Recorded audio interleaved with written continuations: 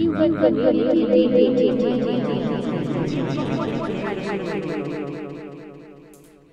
and thanks for tuning into Art Fictions, coming to you live on Cubitt Community Radio. I'm artist Gillian Knight, creator of this program which explores the art of stories and stories of art. My guest today is the author, scriptwriter and art critic Jennifer HIGGIE. You've actually probably got a lot more credits to your name, which we'll talk about in a moment. Who has selected a fictional book for us both to read and kickstart our conversation. We'll be winding our way through the text, its characters and ideas, then discussing Jennifer's wider writing practice and eventually arriving at her recently launched book, Ta-da! The Other Side, A Journey into Women, Art and the Spirit World. Welcome to Art Fictions, Jennifer HIGGIE. Oh, thank you so much for having me, Gillian. So for our discussion today, you've chosen the novel Drive Your Plough Over the Bones of the Dead. And it's by Polish writer Olga Tokarczuk. And I can't hold up my book for this because I've got it on my Kindle. It just looks really sad. Well, it's a beautiful, simple cover with like all of Fitzcarraldo editions because, you know, I didn't read it in the Polish. I read it in the English. Apologies. But, yeah, so it's classic Fitzcarraldo with blue background and white font, if you can imagine it. And I will say right here that Fitzcarraldo editions, etc., etc., on and on I could repeat them because they deserve a plug. They're a brilliant publisher. And quite a few of the books that have appeared on Art Fictions have been from them, have been Fitzcarraldo books. And they keep creating Nobel Prize winners, it seems. That if you publish with Fitzcarraldo, you'll win a Nobel Prize. Okay, noted. Olga Tokarczuk also wrote Flights, which won the Man Booker International Prize. And in fact, this book was originally the first choice of Mark Tanner award-winning sculptor Francis Richardson, who I interviewed in episode 15. But we ended up talking about Virginia Woolf. Anyway. How did that happen? I know. How did you go from Olga to Virginia? She went for a safe bet. And it was the right thing. Now that I've read this, I think it was the right thing for Francis's practice. Okay. But she had just discovered this book and was completely blown away, as was I, as were you.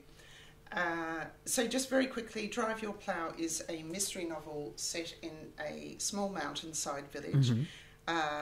In fact, Katie Pratt, who's my previous guest, she chose a book that was set in an alpine village. So we've now got a theme running, but it will completely fall apart in the next Art Fictions episode. No more tradition.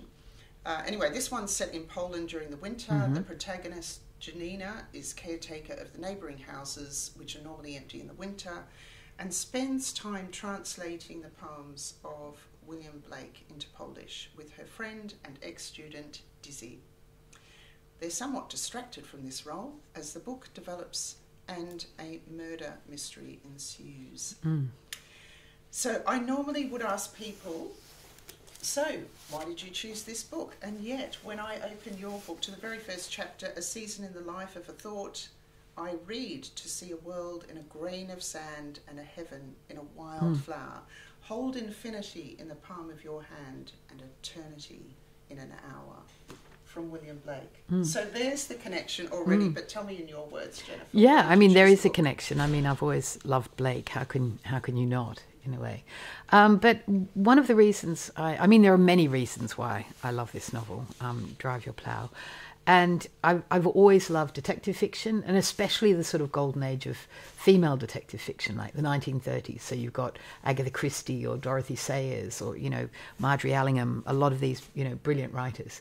And so I sort of, before I'd read any of Olga Tokarczuk's books, I'd sort of assumed that, you know, she was a Nobel Prize winner. She was going to be rather intimidating and very dense. And I was on a Greek island when I was researching my book, The Other Side.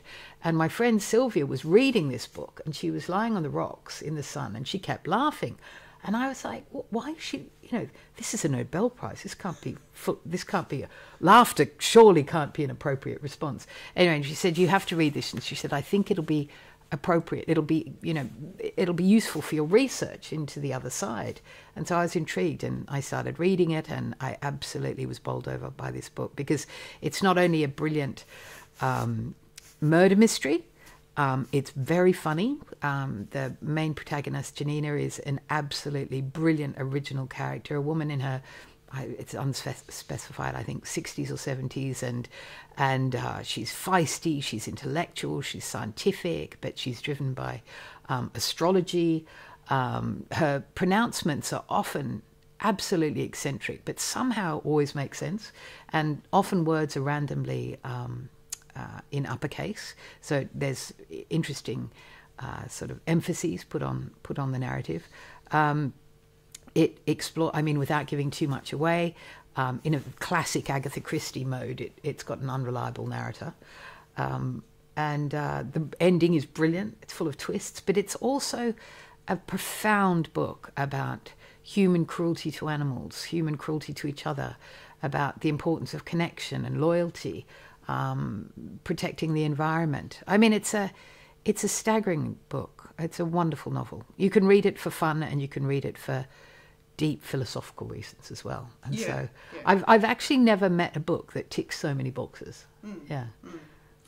Although when you said that, the philosophical reading or the lightweight part of it is a bit like just trying to think of, the childhood of Jesus was a bit like that for me, where that was actually another podcast discussion I've just realised with Dean Kenning. What was the childhood? I mean, apart from the childhood of Jesus, what? Yeah, so there's there's the story of what happens to Jesus. This is a novel in this book. Yeah, oh, it's okay. absolutely superb, but it's so dense with philosophy. But also, who wrote that? Oh, don't worry. It's all right. Sorry, I'm terrible at remembering names. Is that a Coetzee book? Right. Oh. No. Anyway, I can't sorry. remember. That will definitely be edited out of the podcast version.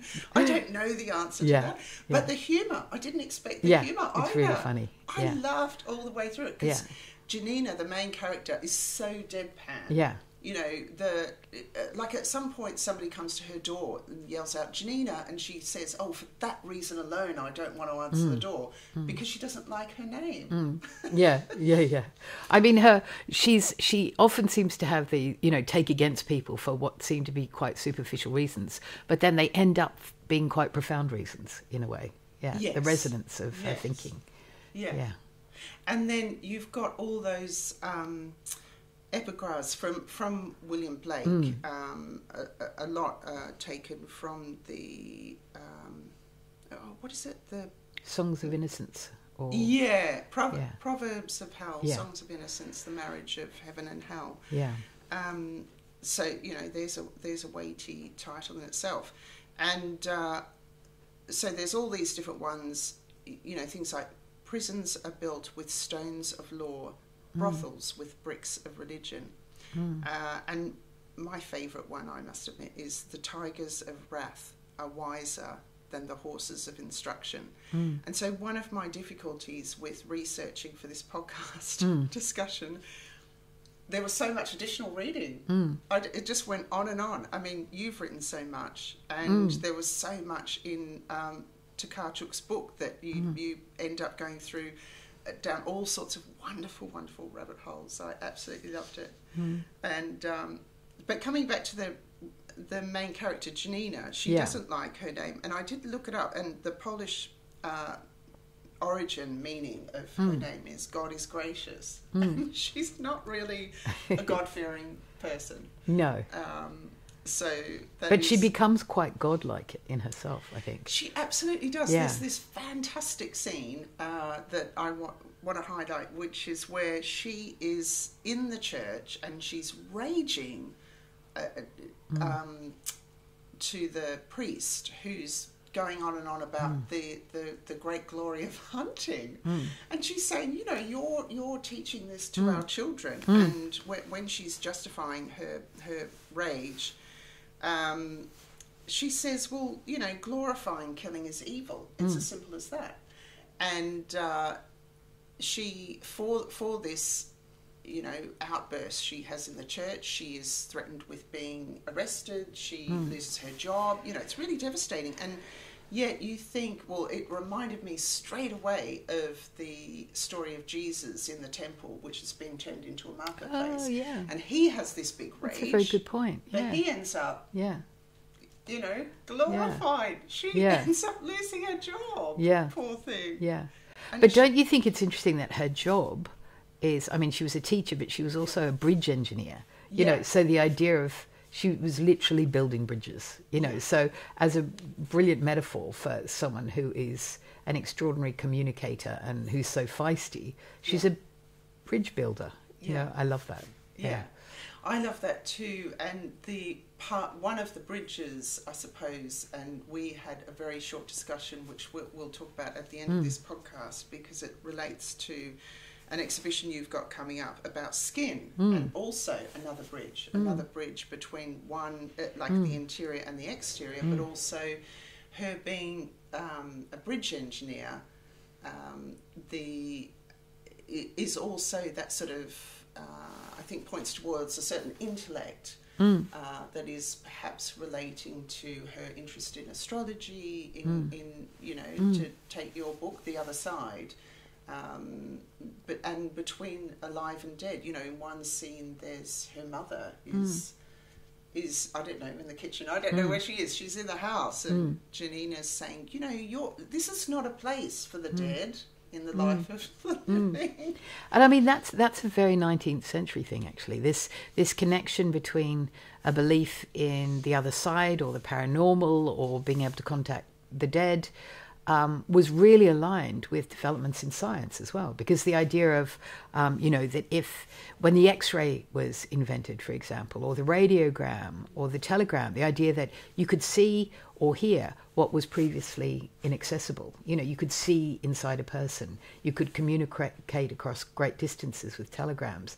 And so it really led to this idea that you know, explorations into the other side were quite valid, and that's why so many physicists as well were so interested in, you know, developments around psychic research or seances. For example, Thomas Edison developed a telephone which he hoped he'd be able to call the dead, and Marie Curie was really interested in spiritualism and theosophy. So, you know, I think the fact that Janina is a scientist, but she's also very interested in these other belief systems, I think is strongly in a spiritualist tradition.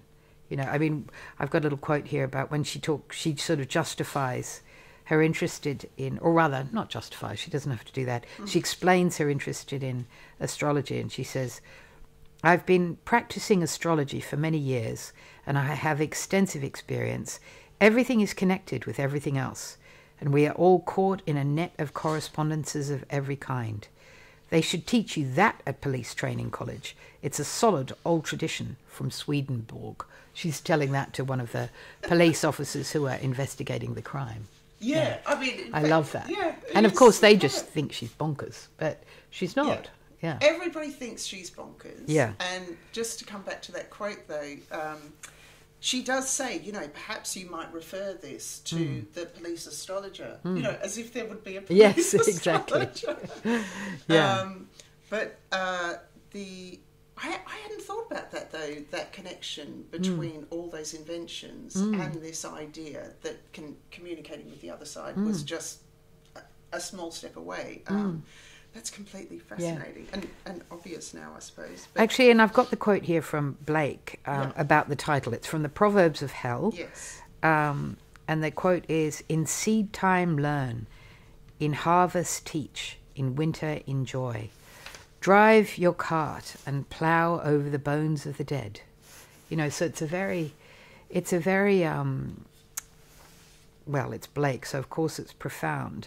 But it's a sort of directive about how to live, but it's also there is something in it that is acknowledging that we all drive our plows over the bones of the dead, you know, in the way that we live. We can't live without the dead because they instruct us and they have come before us, and we should turn to them to learn things as well, I think. Yeah. I mean, Blake is implying that the bones of the dead literally nourish the soil that we are dependent upon.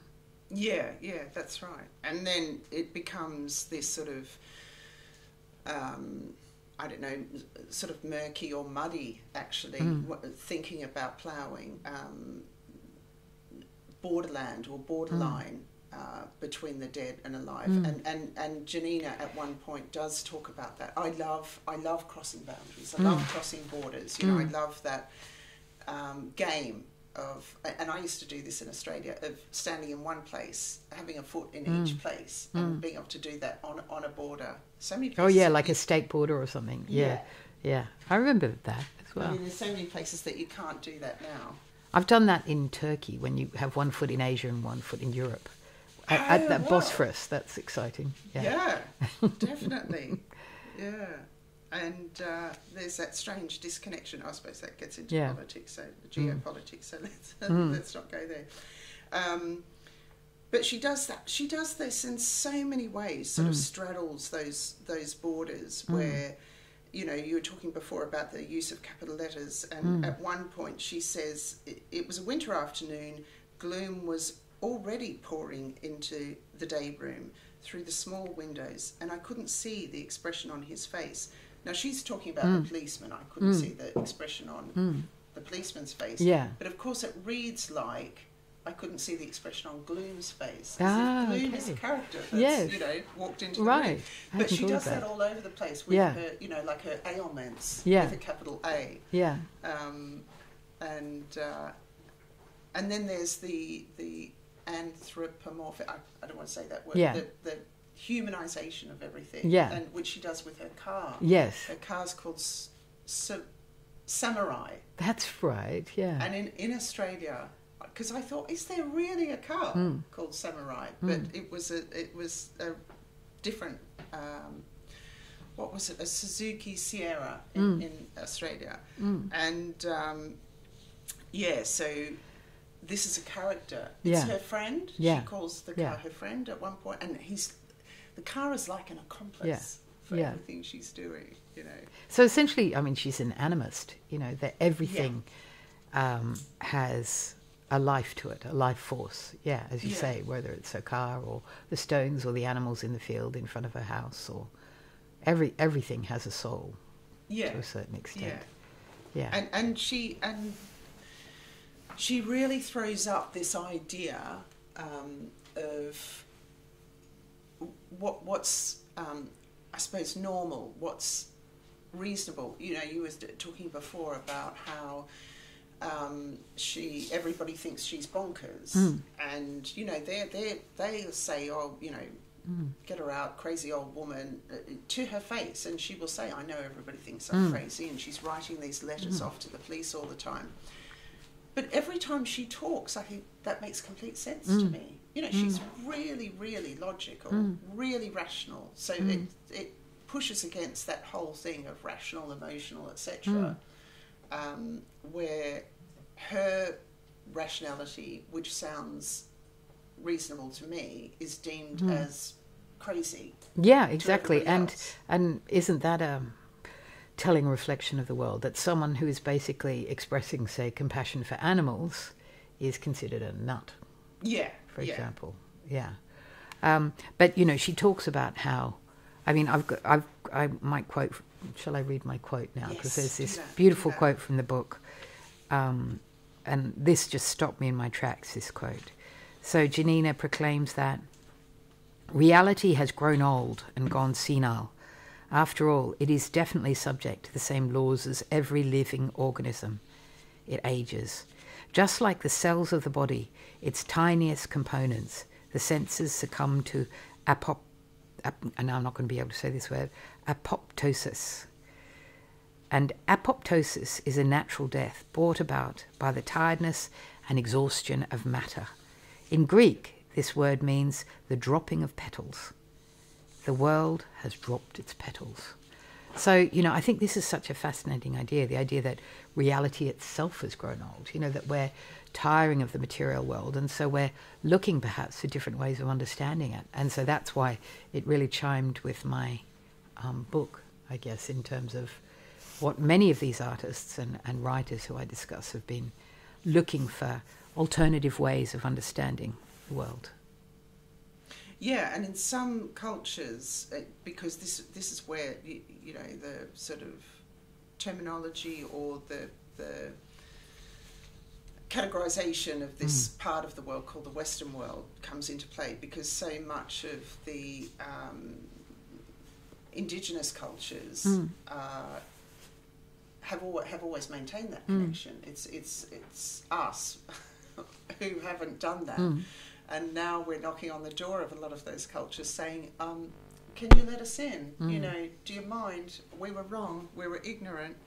And so, what you demonstrate in your book with the artists that you talk about, and also what's in this book, is this sort of tangle of imagination and madness and women's rights and spirits and witches and astrology and logic, all this sort of cacophony of inputs that all coincide and that are all very reasonable, all have a right to be there.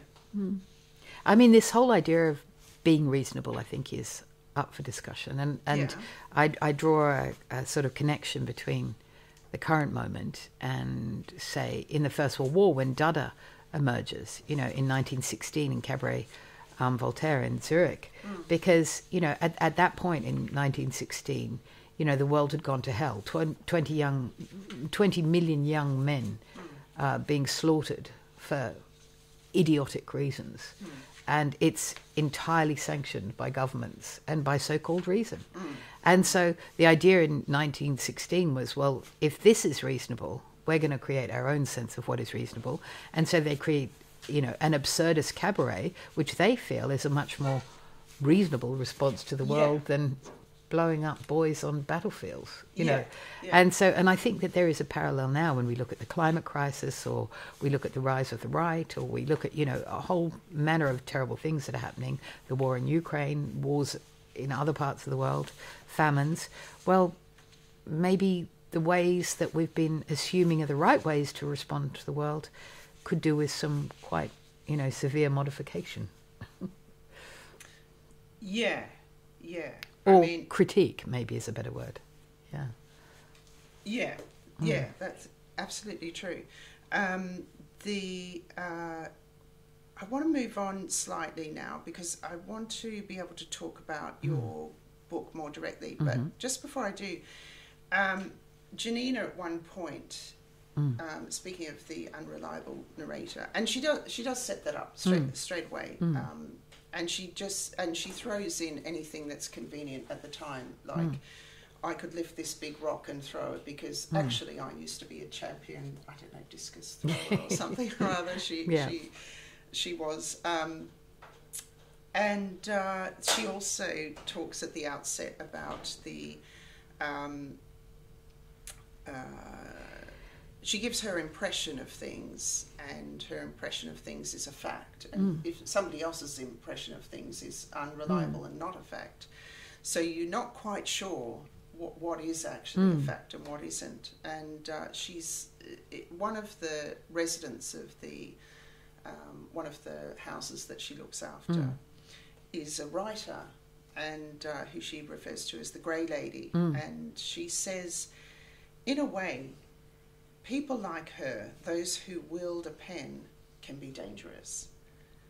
At once a suspicion of fakery springs to mind, that such a person is not him or herself, but an eye that's constantly watching, and whatever it sees changes into sentences. In the process, it strips reality of its most essential quality, its inexpressibility. So it's like Olga Tokarczuk, the writer, describing a character, describing a writer. Yes. Yeah. And I wondered, as a writer, what do you make of that? Because you've written fiction and non-fiction, and we're also looking at a particular text of fiction that is very weighty in its philosophical content and sociological content, and, as you say, presents alternative ways of looking at the world. But then Janina is very suspicious of this thing. Can I have a look at that quote again? Yeah. No. Just need to read it again. In a way, people like those.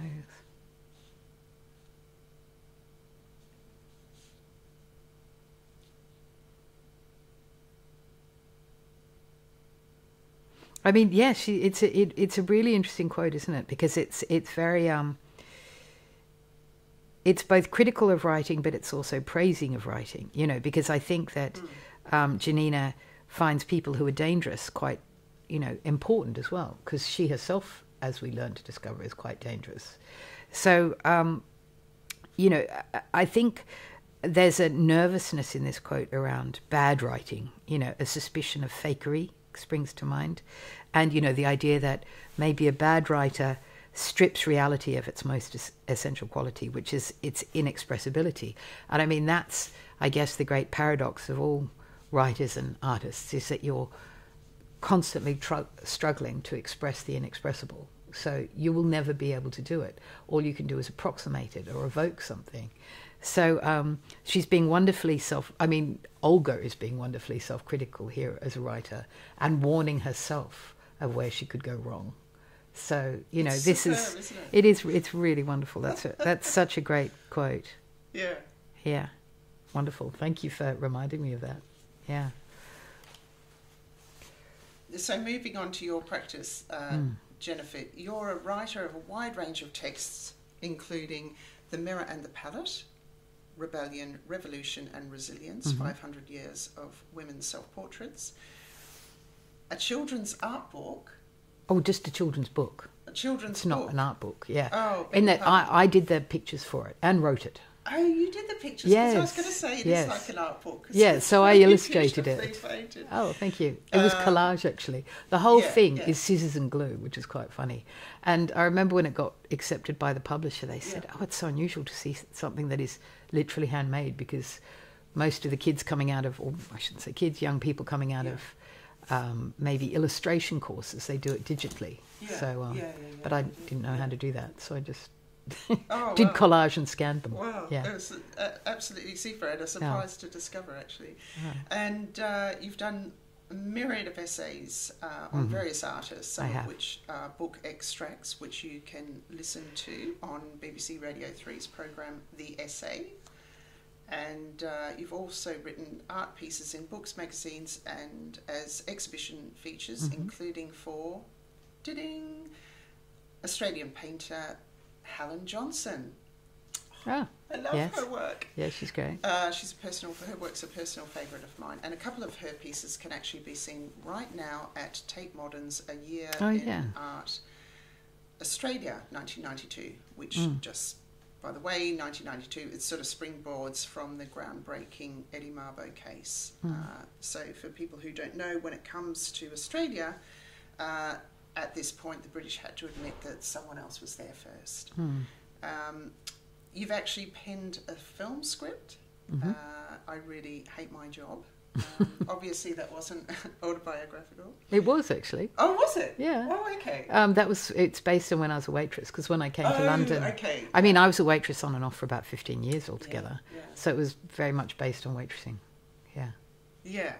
Okay. And you've just published, as I said earlier, The Other Side, A Journey into Women, Art and the Spirit World with Orion Books. And we're going to talk a little bit about that. We're going to talk about that later. But firstly, I would like to just point out that you were once a painter. Yeah. Yeah, and you went to art school and everything. So brilliant. But then over time you made a transition to write. But you still...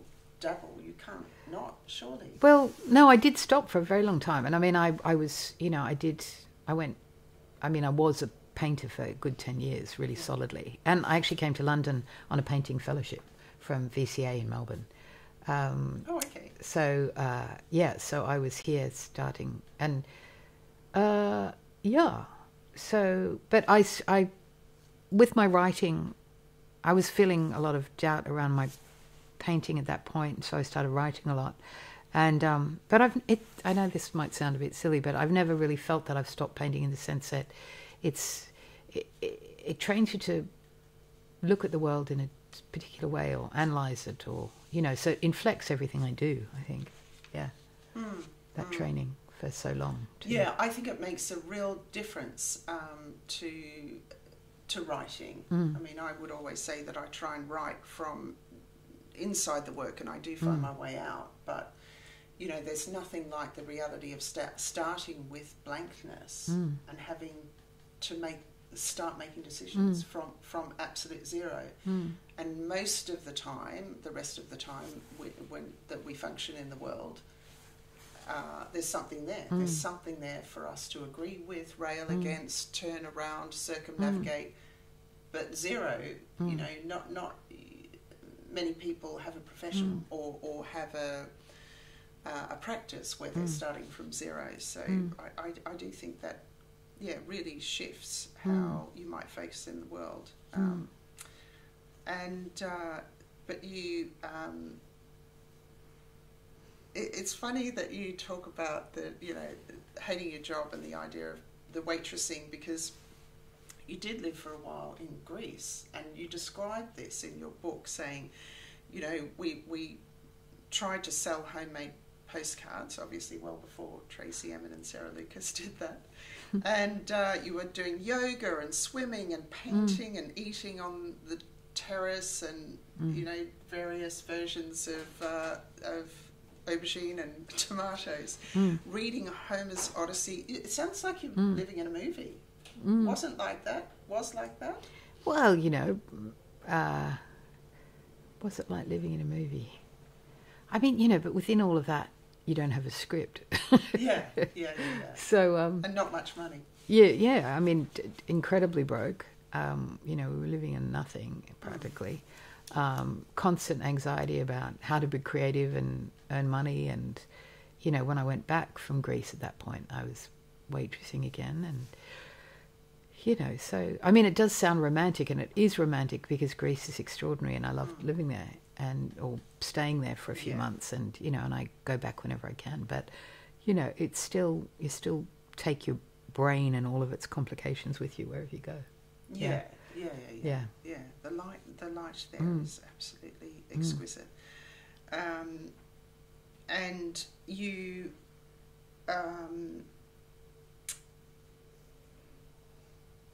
so you had what seemed like quite a romantic life, with all sorts of reality complications to it.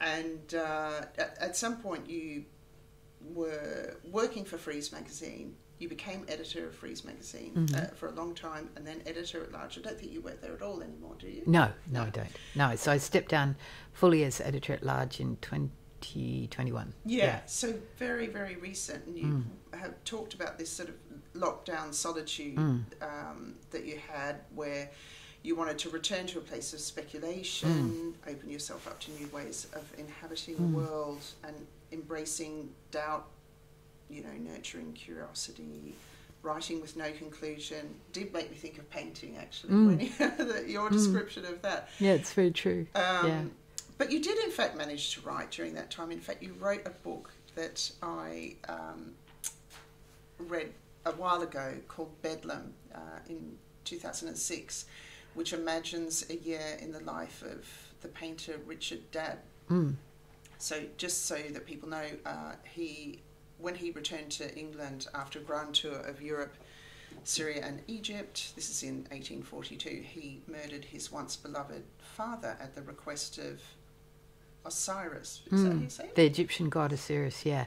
So he was channeling Osiris. I mean, it's a terrible tragedy. And so he felt that he was very close to his father, and his, and Richard at this point had really exhibited, very, what might be called extreme bipolar incidents, sort of visions. He would only eat boiled eggs and drink ale, and I mean, he really was extremely unwell, and his father was constantly advised to put Richard in what was then an asylum, but he refused because he loved his son and he thought he could heal him by having him at home. And then tragically, Richard believed that his father was an imposter, that a devil had inhabited his father's body. So he didn't feel like he was murdering his father. He felt like he was murdering the devil who was inhabiting his father's body. And then he went to Bedlam, or what was Bethlehem Hospital, known as Bedlam, and then Broadmoor. And it was in those hospitals. They actually had reasonably enlightened governors for the time, and he was given paint materials and canvases, and he created some of his most extraordinary paintings. The most famous is the Fairy Fellow's Masterstroke, which he spent 10 years painting, and it was unfinished. But it's actually on view now at Tate Britain, if you want to go and see it.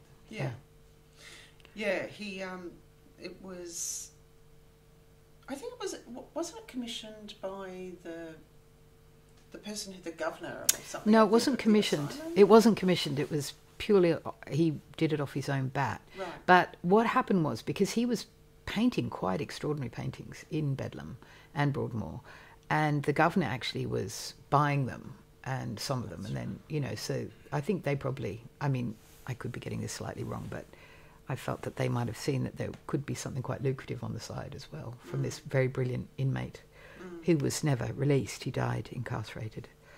So how did that book come about? Because I think you mentioned somewhere that I read that when you were in Greece, you were thinking of him. You were thinking of Richard. Well, I wrote about, I started that book, I mean, in the late 90s when I was in Greece. Okay. Yeah. And so I'd seen a really amazing exhibition of Victorian fairy painting at the Royal Academy. And it was on at the same time as Sensation, the big sort of YBA show.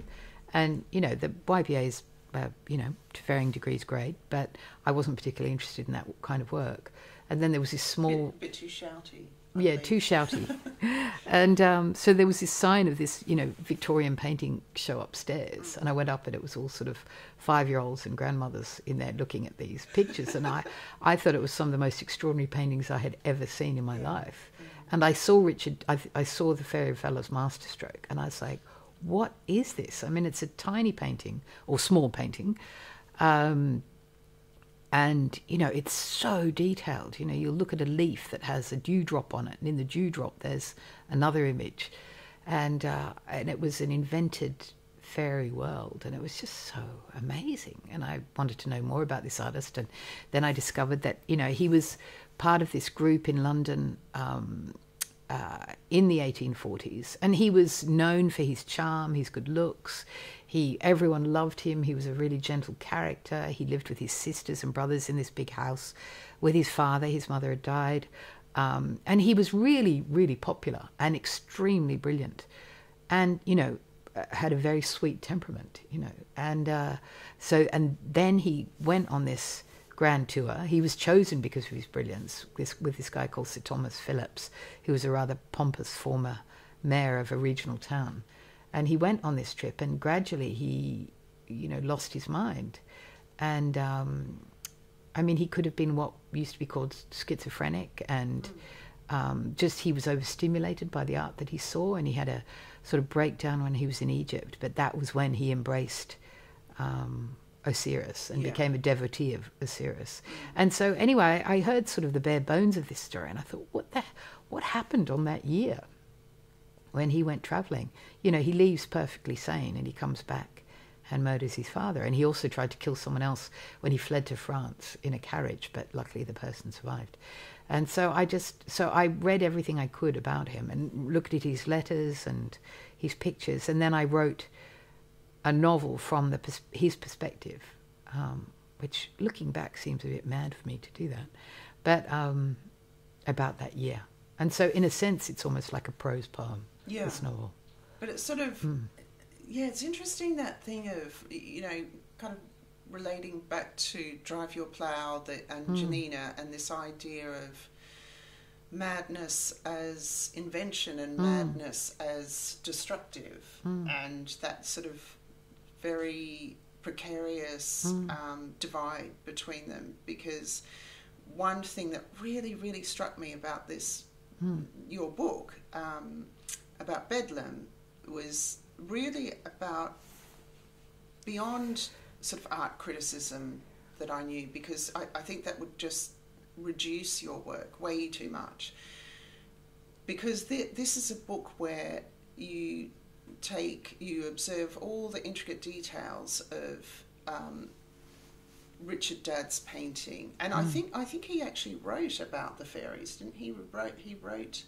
He did refer about to all the characters. He wanted to say, look, this is not some random, just thing that I'm making up as I go along. These are all purposeful characters, and they all have their own agency. And you have this way that you've written in that book that I feel is quite loyal to his paintings. Oh, that is about that sort of meticulous detail, that meticulous noticing, that really deep reflection. I'm just going to do a little quote from there. It's one point at which the painter reflects, painting is not a mountain. Nothing is more paralysing to me than the idea that a picture is something to scale. A picture is something to be crept into, peeled back, dug away, clothed, undressed and dreamt. There are no mountains to be scaled in my pictures. They are places to hide in.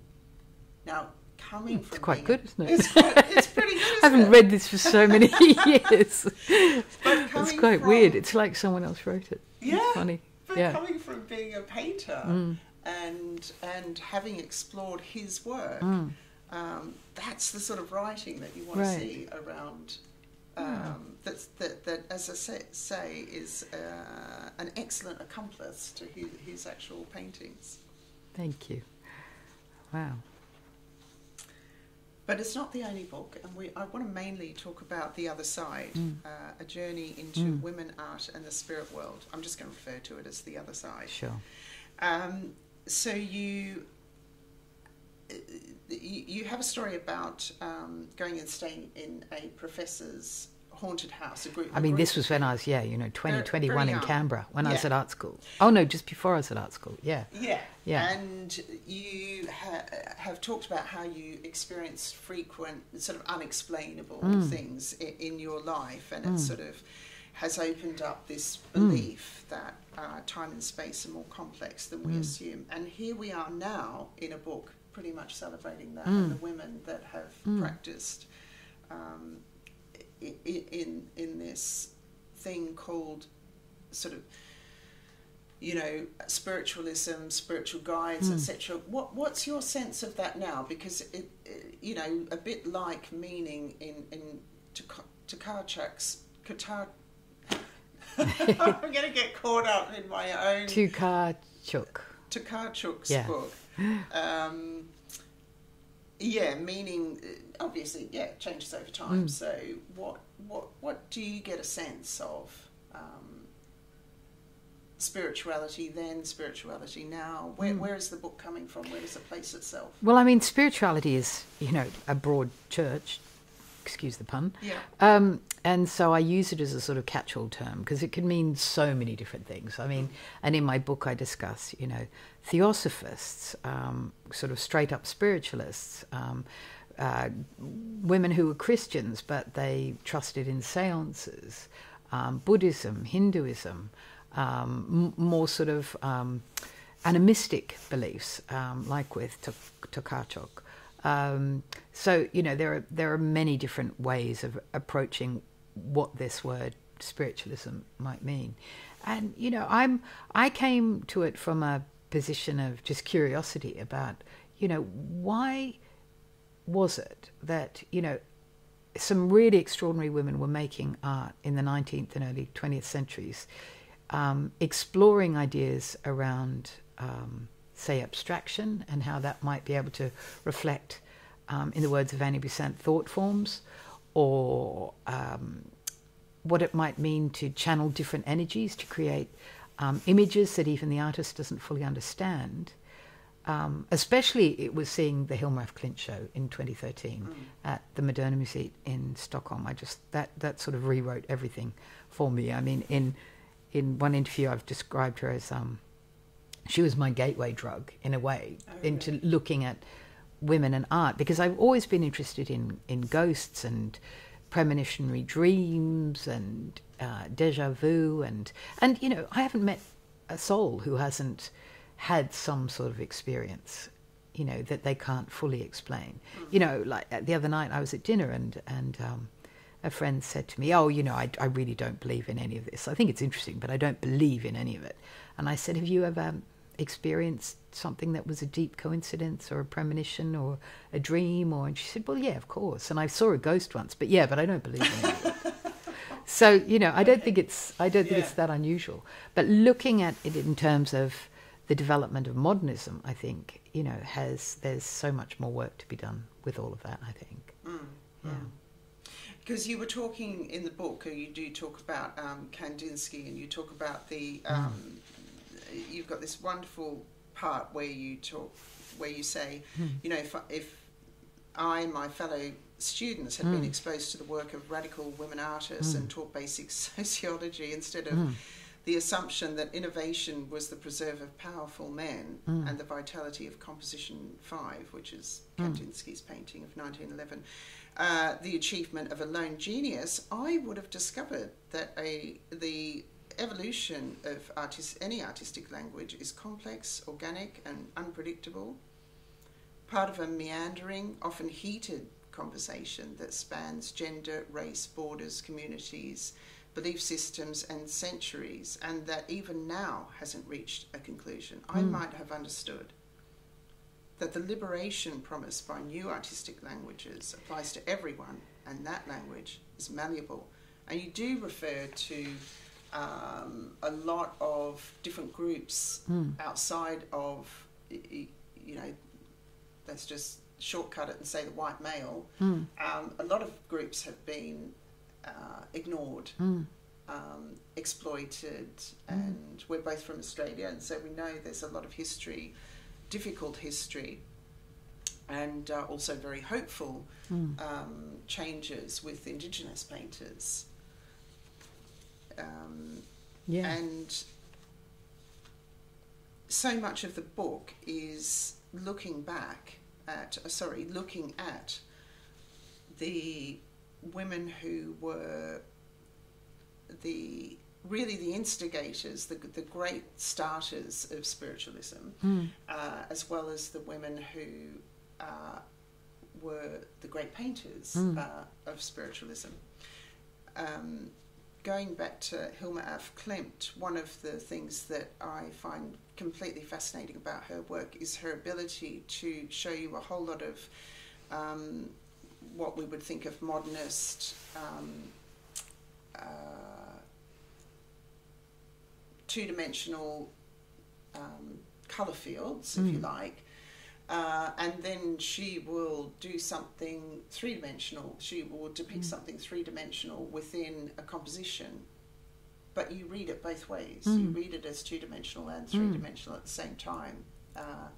A bit like the two vases and the two profiles in the vase, where it's you're playing with somebody's perception constantly.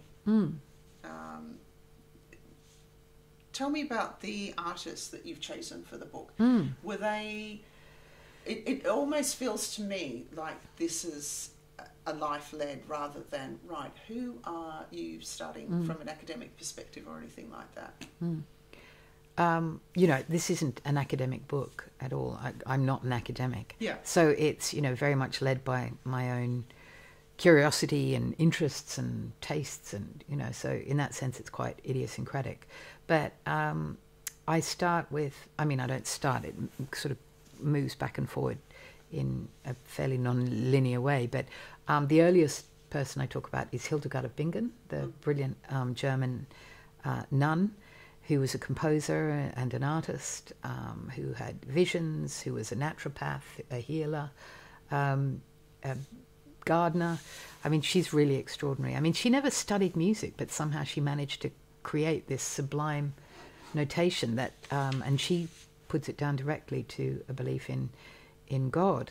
And I mean, I think it's important to remember too, you know, sometimes people say to me, oh, you know, but this is all a very new thing, this spiritualism and art. And I go, well, look at the Renaissance. You know, the Renaissance is full of demons and spirits and angels and transformations and transfigurations, you know, as is Greek art, for example, or Greek myths as well.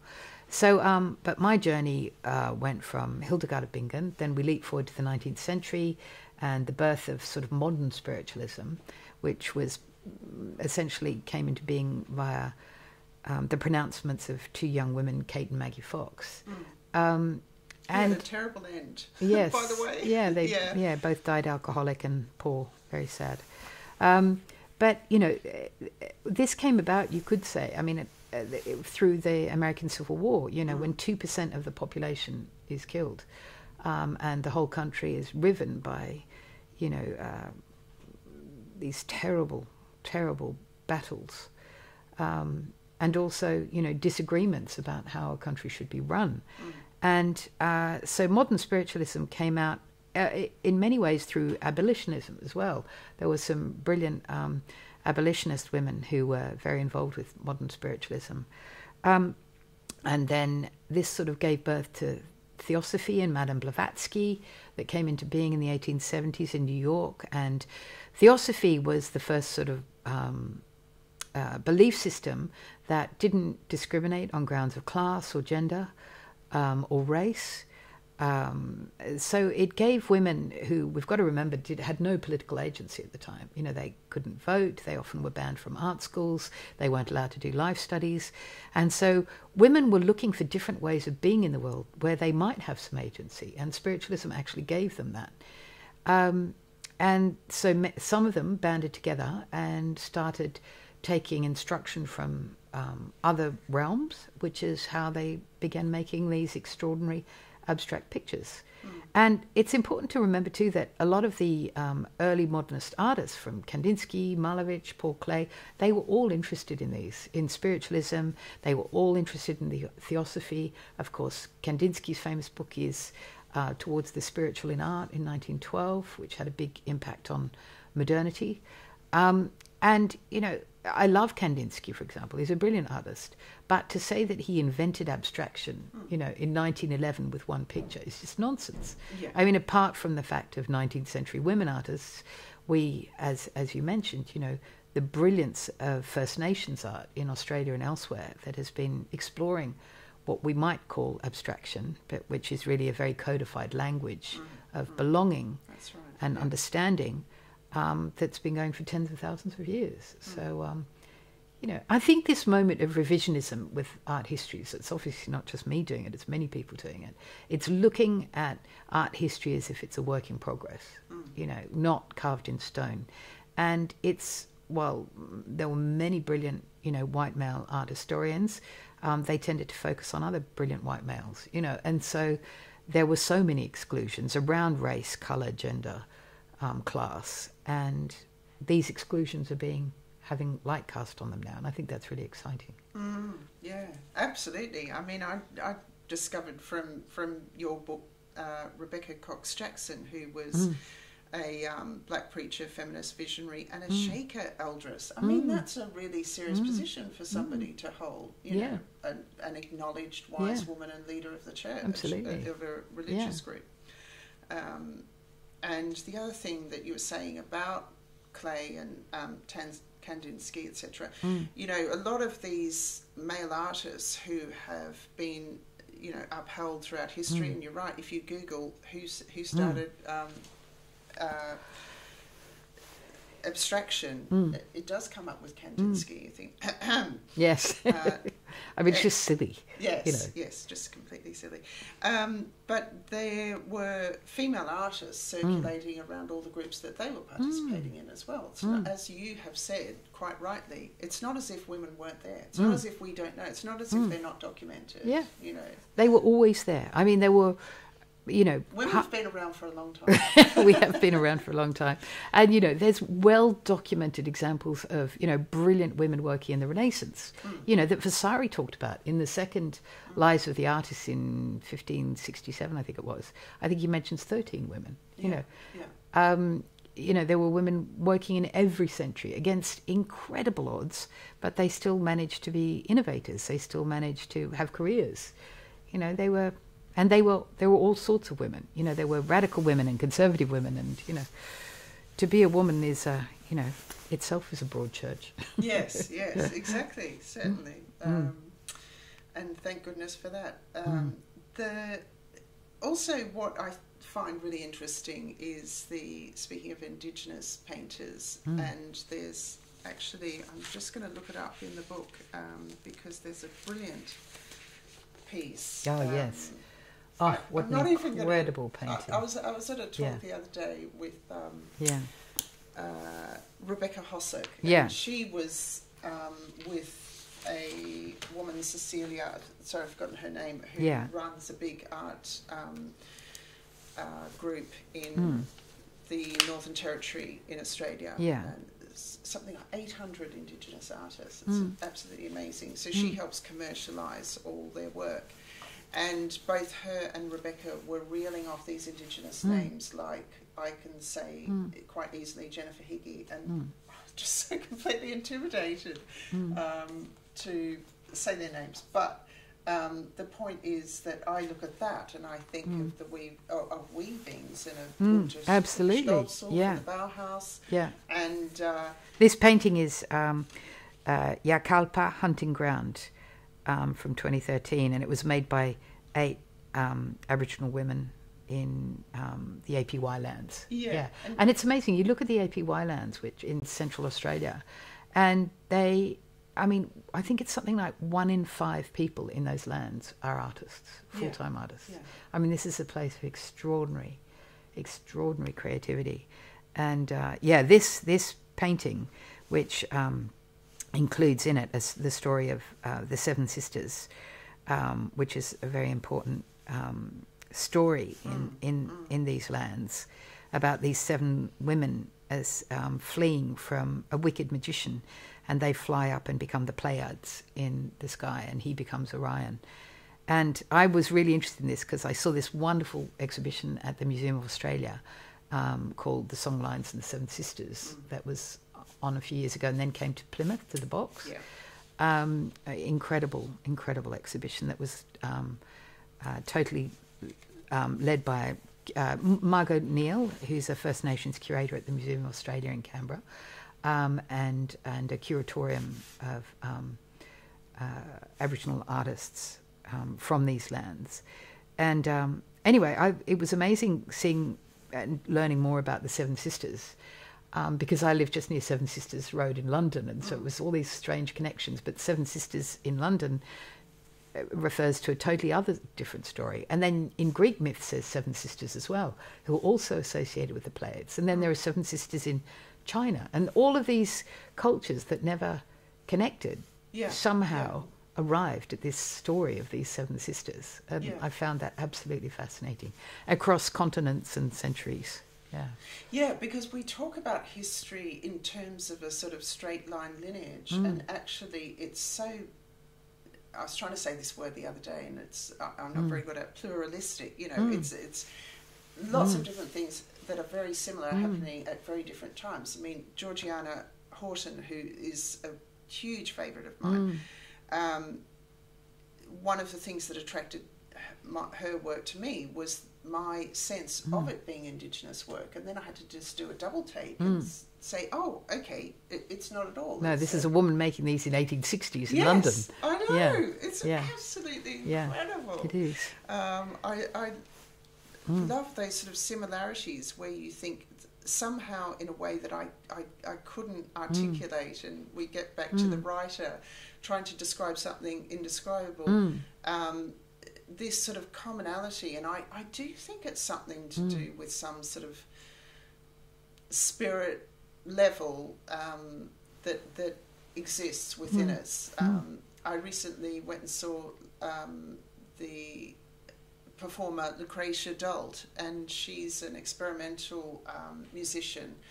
And I was sitting there and she was doing the sound piece, and I thought, if anybody can call the spirits, it's this woman. It was just absolutely amazing. Wow. So coming back to, let's just say, art criticism, art description, art writing. I mean, one of the things that you are strikingly different and very capable of, Jennifer Higgie, is writing biographies. You know, this sort of biographical element that you've had through, you ran for a very long time, your Instagram was called Bow Down, and it was a bow down to profiles of women who were born on particular days, which was a podcast as well, which sadly is no longer, but I understand why. It's a lot of work. But where do you see, you sort of position yourself, I suppose, in that sense, of being...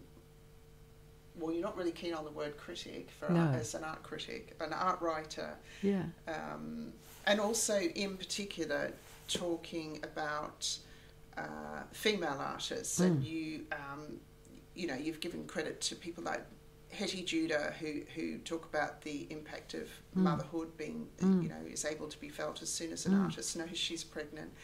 And also Katie Hessel's just done a book recently, and tell me about the context that you know, really enjoy working in. And well, yeah, I mean, I'm just, I tend to just follow my interests, really. I mean, there's no grand plan. I mean, I do feel very passionately about histories of exclusion, and I find that maddening as well and unfair. And so I'm very driven by that. And as a woman, I'm particularly interested in the exclusions of women artists, I guess. But I'm also just fascinated by how people survive and how they live their lives and how they manage to make meaning of their lives. And, you know, it's all a muddle, isn't it? I mean, everyone's in a muddle. Me included. Yeah. So, you know, and I think there is, you know, you've mentioned, you know, Hetty Judah and Katie, and, you know, there's wonderful people exploring, you know, adjacent ideas as well. But, you know, and we stand on the shoulders of giants, you know, like Griselda Pollock or Linda Nochlin, or, you know, so many brilliant feminist art historians. So, yeah, I just keep following my nose, really. Yeah. And who, so you've just mentioned their writers who, you know, you feel inspired by. And what about particular artists? I know that you're very keen on Donna Huddleston, obviously, because her one of her pieces of work, Brighter, adorns the cover of your book.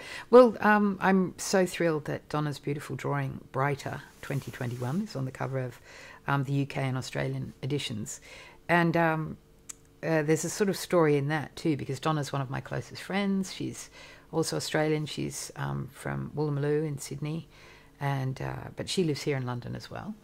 And Donna was actually the first one, with her then partner Frank Hannon, to introduce me to Hilma af Klint, because they did they were in Ireland. Frank's Irish, and they were in Ireland, and they saw a very small exhibition of Hilma af Klint at the Hugh Lane, I think it was the Hugh Lane. And they thought this was incredible. And at that point, no one knew about Hilma af Klint. I mean, she was very specialist sort of area. And they came back and they put on this wonderful little exhibition called Dear Hilma in these slightly dilapidated rooms in Fitzrovia. And I found the whole show absolutely fascinating. And they were sort of giving thanks to Hilma. And I was like, who's Hilma? And so they told me about Hilma af Klint. And then the show came to Camden, and we all went and thought it was wonderful. And then I went to the Moderna Museum in Stockholm. And so anyway, it was Donna really who introduced me to Hilma.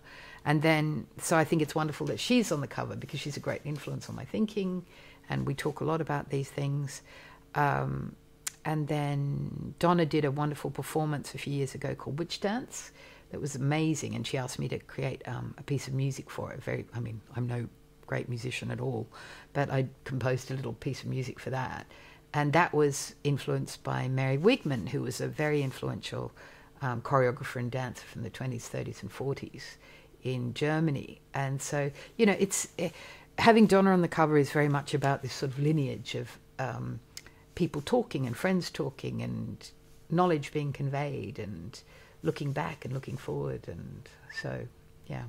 Yeah, and because this idea, the ideas around spiritualism and this sort of broader thinking and mysterious thinking is very much a life lived, not an, you know, some sort of academic pursuit of yours. And same with Donna, because I first saw her work at Camden Arts Centre. And Jiro Lowe's wonderful show. Yeah, absolutely Making amazing. Unmaking. Yeah, that was a great show. Yeah, and I hadn't seen it before, and I just thought it was completely captivating, and the way that she, you know what it's like because you worked in watercolour and painting, but the way that she keeps a rhythm in her hand is just astounding. I could never do anything like that. I totally agree. But she's also amazing.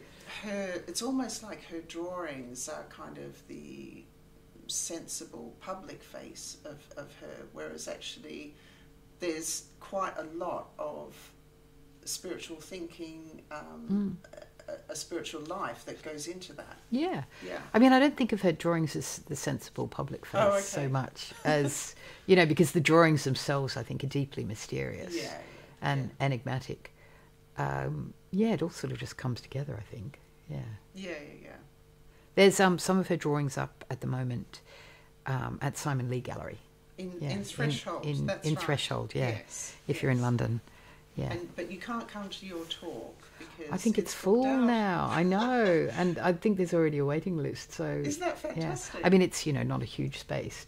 But So I think we've already got more than 60, so I don't think any more will fit in the room. Yeah. That'll be fantastic. I am very lucky. I will be squeezing in. Great, fantastic. And what else is on your bookshelf? What else are you reading at the moment?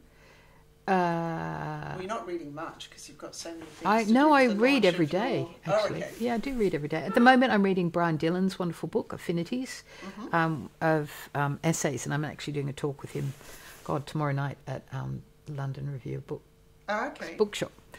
So yeah, I'm deeply immersed in Brian's wonderful book. He's a great essayist and thinker. Yeah, I'd have to look at my list to think about what else I'm reading. Yeah, so that's got my focus at the moment. Oh, okay. Oh, and before that, I read Michael Bracewell, who's a dear friend. He's got a new novel out, and it's his first novel in decades, which is wonderful, called Unfinished Business, which is a beautiful novel. And I think at this point I need to get my little house in order is what I need to do. Yeah. But I need to sign off and say thank you very much for being on Art Fictions. Oh, thank you very much, Gillian, for having me. It was brilliant. Completely fascinating. Yeah, I loved it. I really enjoyed it. Thank you. And thank you to Andy Armashar and Cubitt Community Radio. Yep, thank you very much to Andy and to Cubitt Community Radio. I really appreciate being a guest. For the recording, and you'll be able to listen to this all over again if you like, but in edited form in a week's time. And for now, have a great week. Great, thank you.